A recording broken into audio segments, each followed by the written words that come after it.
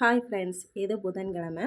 நான் வந்து 2 நாளா கஞ்சி வந்து கொஞ்சம் மீதமா இருந்துச்சு. சாப்பிட்டது போகையும் மீதமா இருந்ததுனால, அத சேர்த்து ஃப்ரிட்ஜுக்குள்ள வச்சுருந்தேன். அத எடுத்து வடகம் போடலாம் அப்படின்னு சொல்லிட்டு, அத எடுத்து போட்டு, அதுக்கப்புறம் நான் வந்து பீட்ரூட் ஜூஸ்லாம் எடுத்து வச்சுருந்தேன். மீதி இருந்துச்சு அந்த இதெல்லாம்.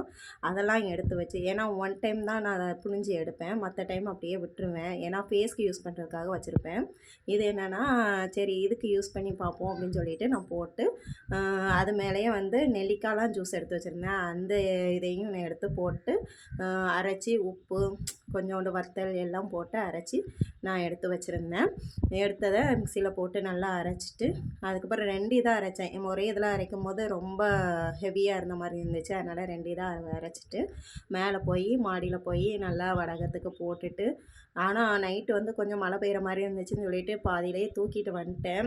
வந்ததுக்கப்புறமும் இது வந்து என்னென்னா, வடகம் போடுறதுக்கு வேறு ஒன்றும் சின்னதாக இல்லை. ஏன்னா கொஞ்சமாக தானே அரைச்சிருக்கேன். நிறைய அரைச்சிருந்தோம்னா வேட்டியை விரிச்சிருப்பேன்.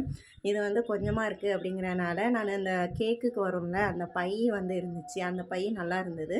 அதை நல்லா துவைச்சி தான் எடுத்து வச்சுருந்தேன். அதனால் அதை வந்து நான் கட் பண்ணிவிட்டு, அதை கொஞ்சம் நீட்டமாக எடுத்து வச்சோம்னா கரெக்டாக இருக்கும்னு சொல்லிவிட்டு, அதை எடுத்து வச்சு மேலே வடகம் போட போயிட்டு வர்றதுக்கே கொஞ்சம் கிட்டத்தட்ட 1/4 மணி நேரம் ஆகிட்டு. ஏன்னா கொஞ்சம் அங்கே இங்கே சுற்றி பார்த்துட்டு என்னென்ன இருக்குது அப்படிங்கிறத பார்த்துட்டு, கொஞ்சம் தூக்க வேண்டியதை தூத்துட்டு அதுக்கப்புறம் தான் வந்தேன்.